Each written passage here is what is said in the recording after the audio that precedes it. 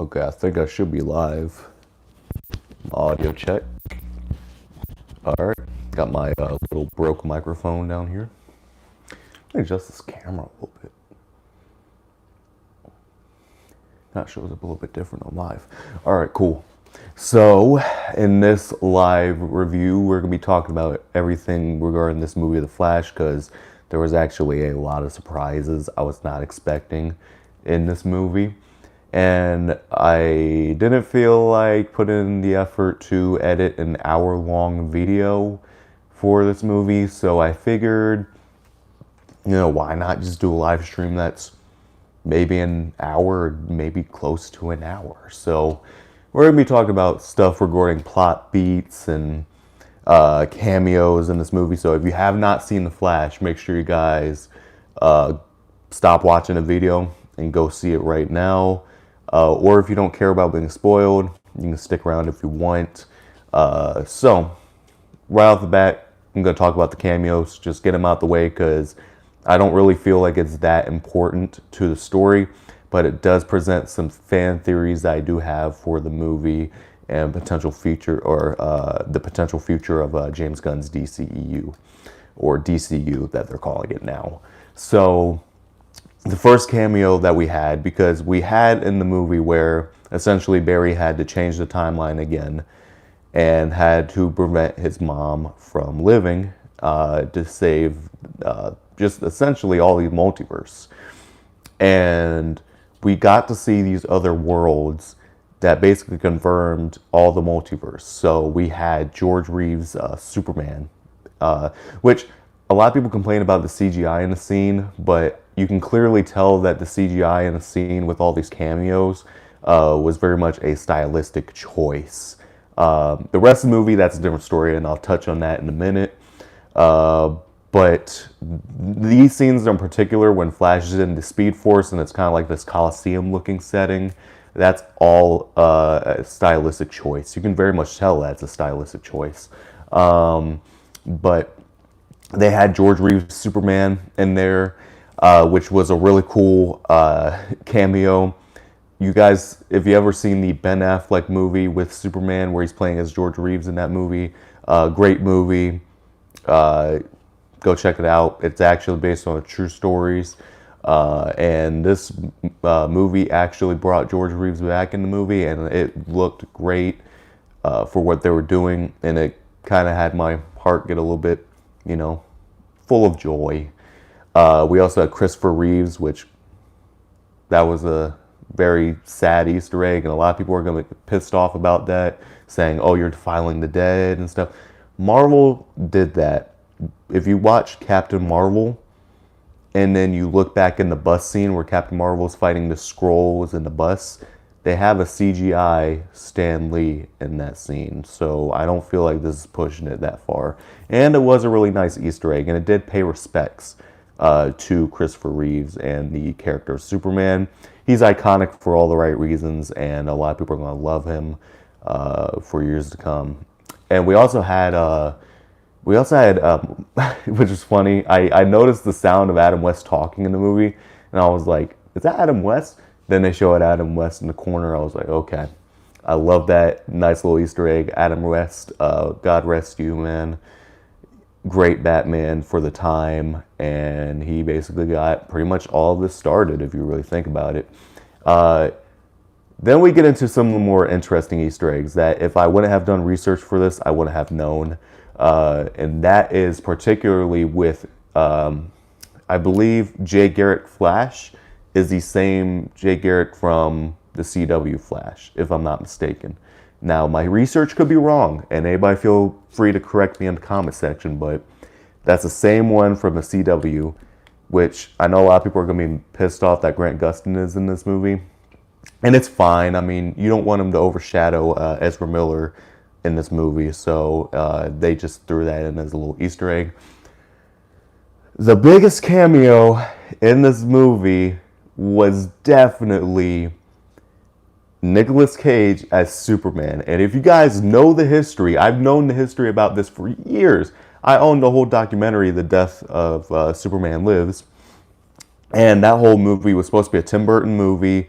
directing Superman, and they showed him in this movie fighting a giant spider, like what was supposed to happen in that original movie, and they had Nicolas Cage's Superman in this movie, and I accidentally in the theater went, "Oh!" when that happened, because I know what that meant, and I was like, they actually did it. They actually did it, and that made me really happy to see. It made me really happy.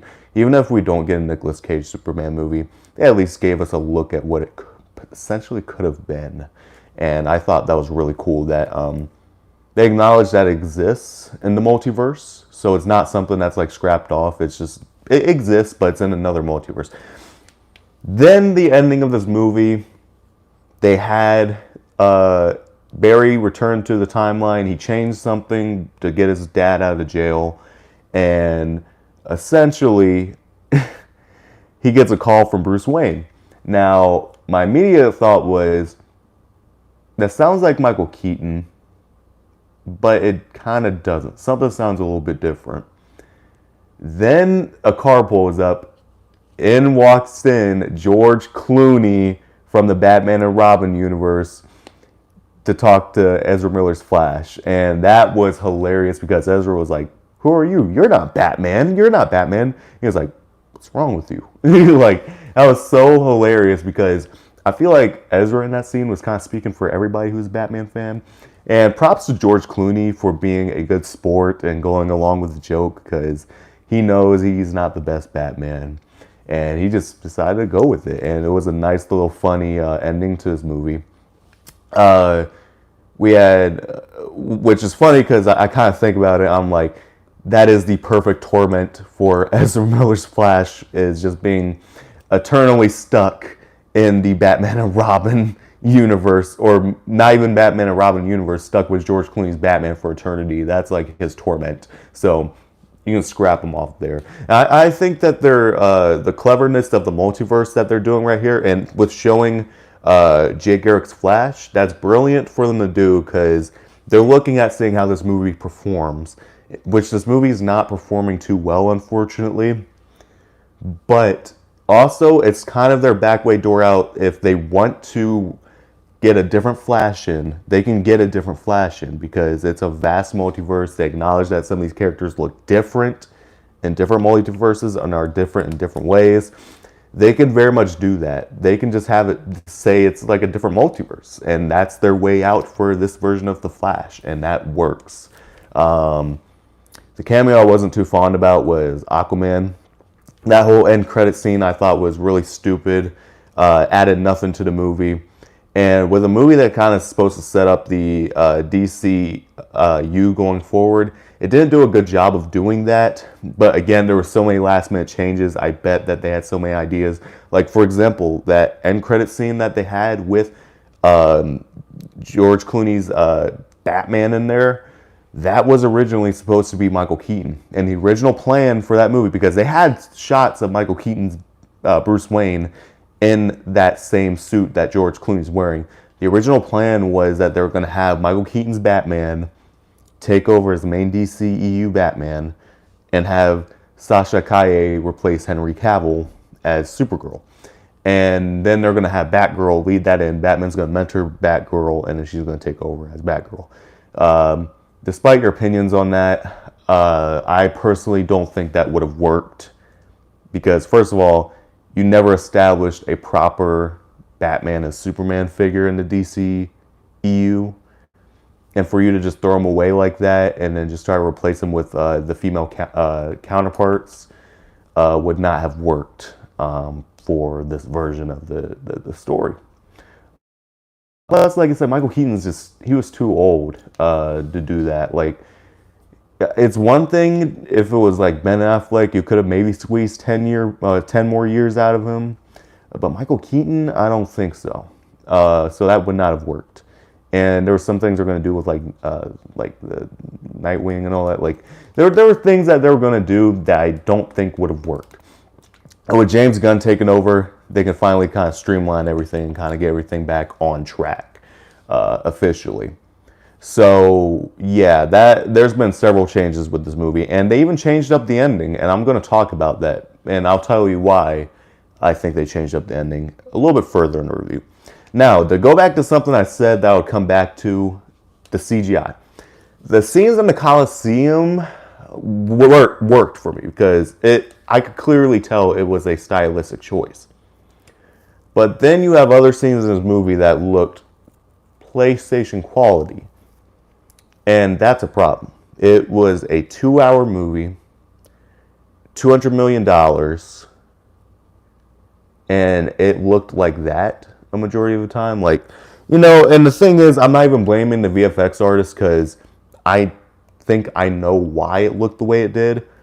It either might be the same VFX team as the It movies, which if that's the case, I want to have done that. Or it could have come down strictly to time because they were still trying to figure out what they're going to do with this movie. They were constantly changing stuff. The endings got changed multiple times. They had several reshoots. This movie has been in production hell, and they just didn't have the proper time to fully render everything, unfortunately.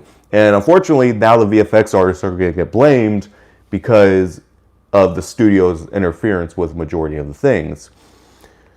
So that's just a shame, and I would have preferred if the presentation of this movie would have been a bit better, if they would have had more proper time, but it is what it is. I mean, I still had a fun time with the movie, and I actually thought it was really good for what it was. Now, going on to some aspects that also didn't work with me, I wanted to get into this with my spoiler or non-spoiler review, but I couldn't get into it because it would require spoilers. One thing that also did not work with me was the second Barry Allen. Now, you do have this brotherly dynamic that worked, but the stupidity of the other Barry Allen did not work for me in this movie. There is a level that somebody can be kind of stupid in a movie as a protagonist. There's a difference between naivety and stupidity. They were trying to go for naivety.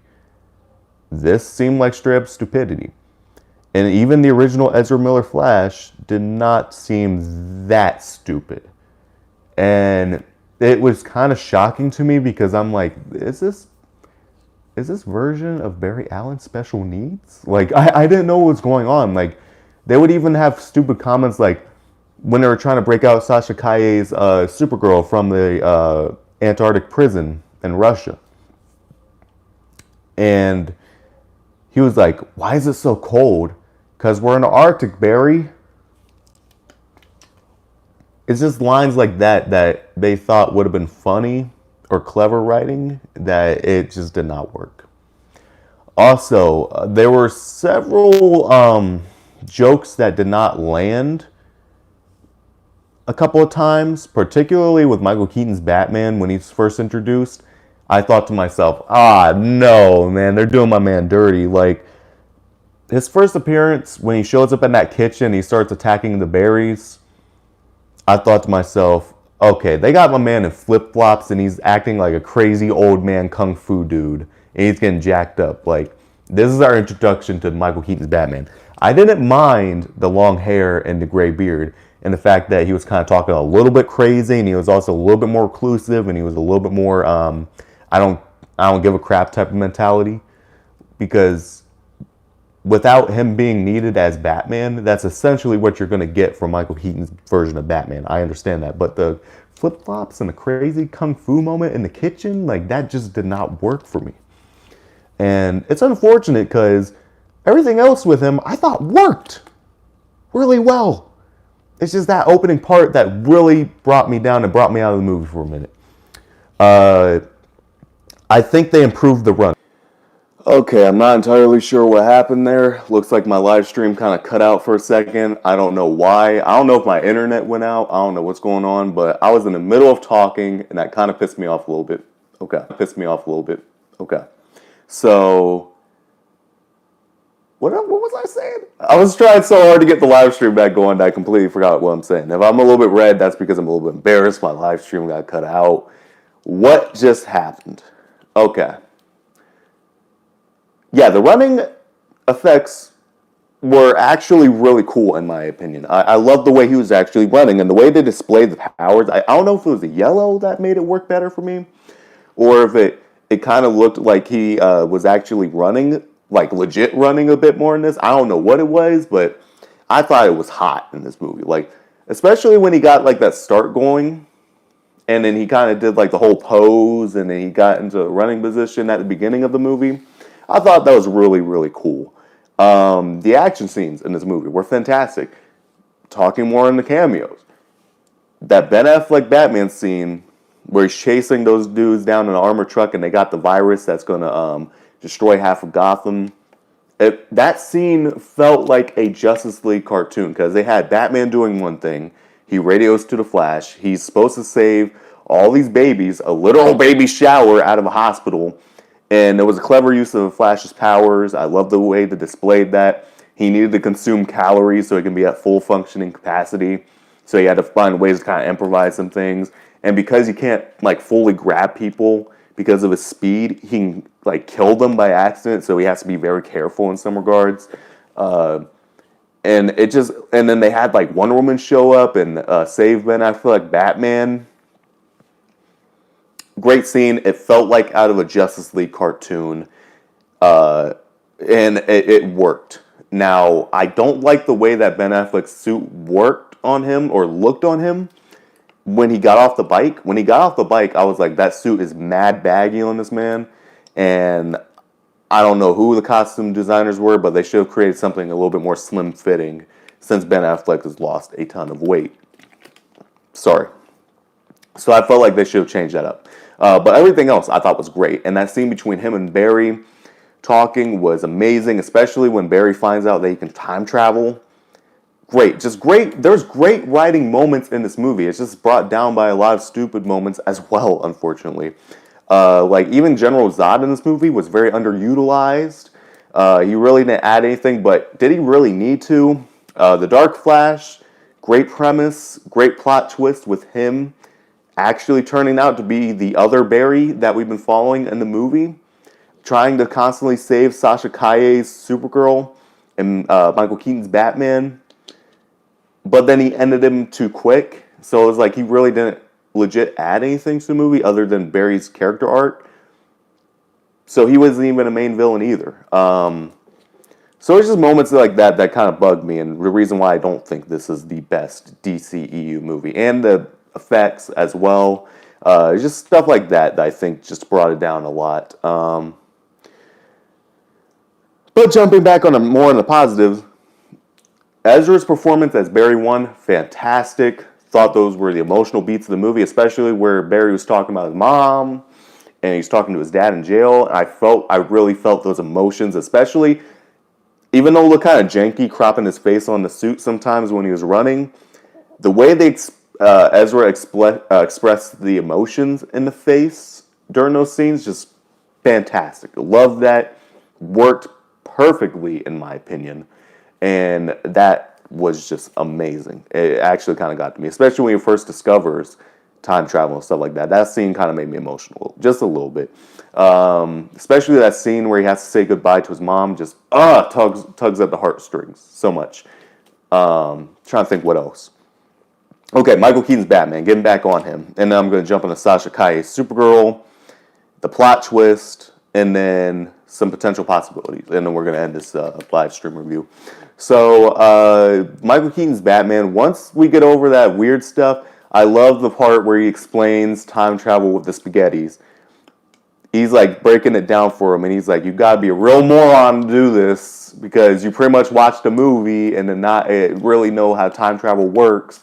He breaks it down for him. He's like, look, by changing the past, that's the new present, and you basically changed that past and that future. You created a whole new timeline. And because you did what you did, now Zod is going into Michael Keaton's Batman's world, and you're changing things about Michael Keaton's Batman's world. So that was a cool explanation as well.